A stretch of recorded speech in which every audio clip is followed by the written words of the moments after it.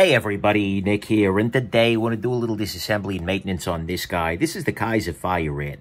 Now, this is one of the cases where I have had to do a substantial amount of work before the disassembly began.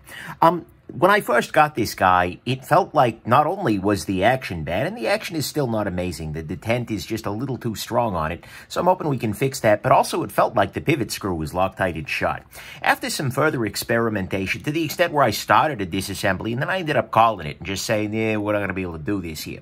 After some further experimentation, I realized that it was not actually thread locked at all. Instead, it was free spinning, which it is right now, and that part I knew at the time, but not only was it free spinning, but it was overly torqued, to the extent where it took a fair amount of gronk on it, and given that these screws are kind of crappy, with the torques with the little hemispherical kind of cutout in them, it ended up just being the case that I just couldn't pop them loose at the time.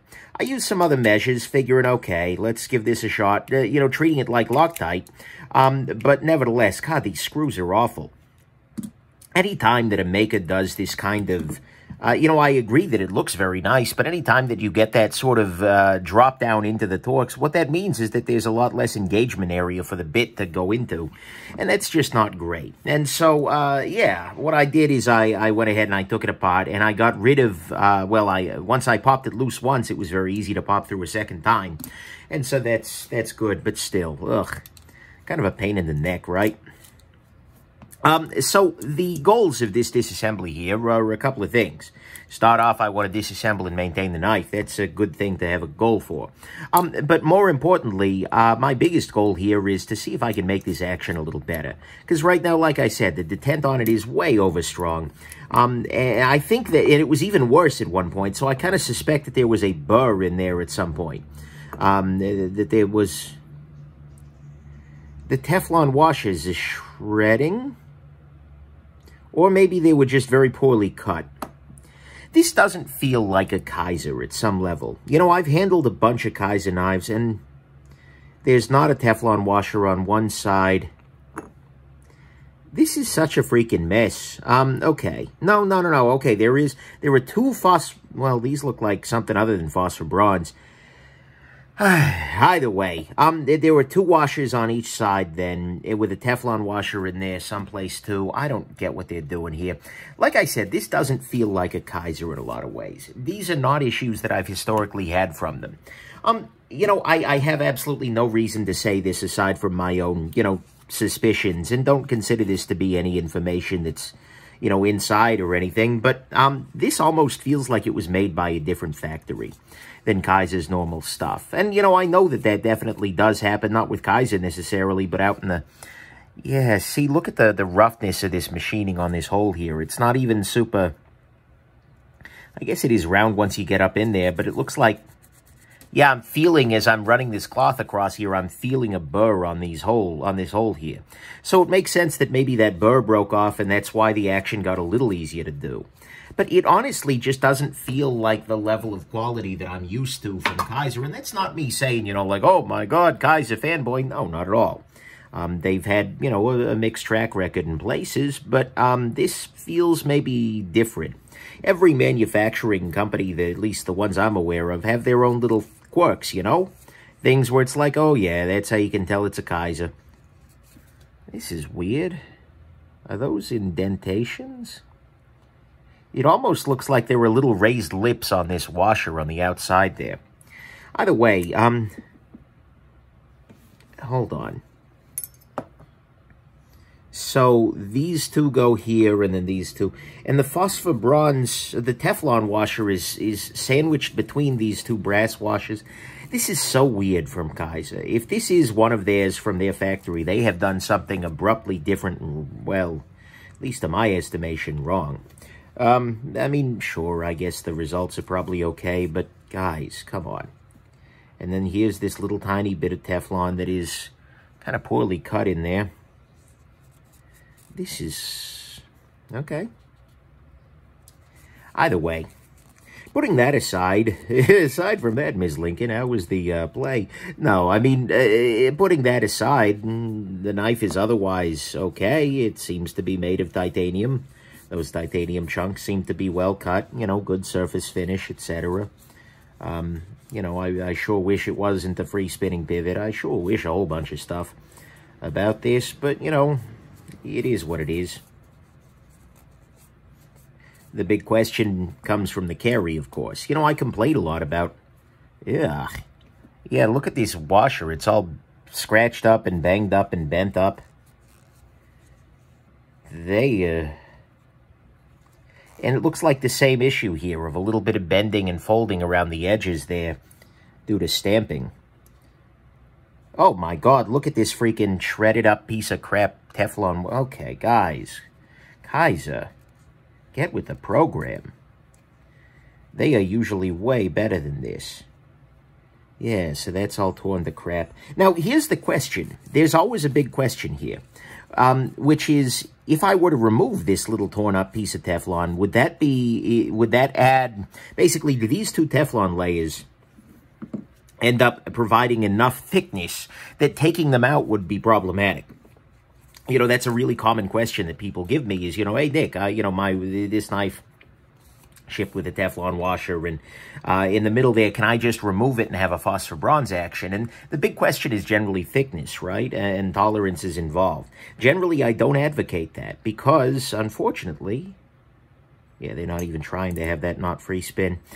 Because, unfortunately, very often that Teflon is providing expected thickness in there, and as a result, if you take it out, then, you know, if you think about it, knives are, you know, designed, at least to the best of my freaking knowledge, what do I know, but they're designed to have a certain spacing in them. And, you know, so when I put this guy together, there is this gap right here, and so the back spaces need to be exactly the same width as the blade plus the washers.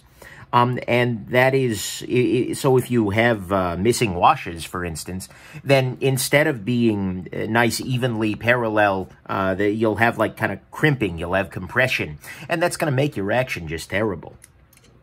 And so, you know, anytime that you find yourself with, and that's the reason why, by the way, you can't just go off the shelf, and even if you find washers that have the right inner and outer diameter, they need to have the right thickness as well in order for them to really be usable here. So, unfortunately, I think I'm going to be reinstalling this crappy beat-the-crap Teflon. But this is one of the reasons why I always, oh man, they must have cut these out with a freaking pair of kindergarten scissors. I'm sorry, that's cruel, but it's always frustrating to me when I see a company backslide on construction.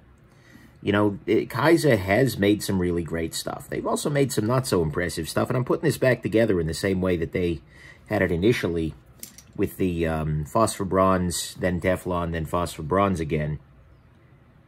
But anyways, it's always frustrating. Can I remove this burr? Can I smooth that out a little bit? Yeah, I'm going to try that, actually. Where am I? Hold on just a second, folks. What I'm getting here are a set of little ceramic files, basically.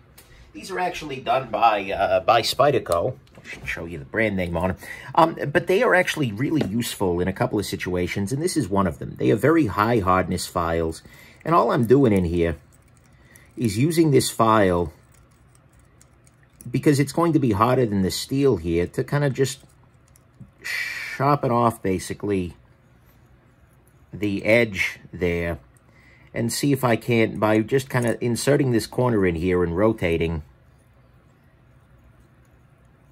deburr some of that little area. I know that there are commercial deburring tools and things like that, and they can be a very nice idea, but, you know, and this isn't necessarily the way to get maximum life out of your ceramic files, but you know what? It does the trick. And so my dream, my hope, my fondest desire here is that by doing this, what I'm actually going to do is make a smoother path for the detent to get out of there and open up the action a little bit. This is absolutely 100% not my job. And whatever is changed over there at Kizer, allowing such a knife to escape their, to escape a factory. Like I said, I have no inside information. I have no reason to believe that it's a different factory, except that it just sure feels that way. But anyways, this is something that should have been done by them at the factory, but they didn't, so here it is. I don't know. Actually, that does feel like I took a little bit of something off there, so that's good. Anyways, I'm going to go ahead and reconstruct it in the same way that the factory did, and I'll put some lubrication into the tent ball hole. I'm using knife pivot lube here, by the way. That was way too much of it, but whatever. And that is it's a very nice lubrication, especially for washer actions.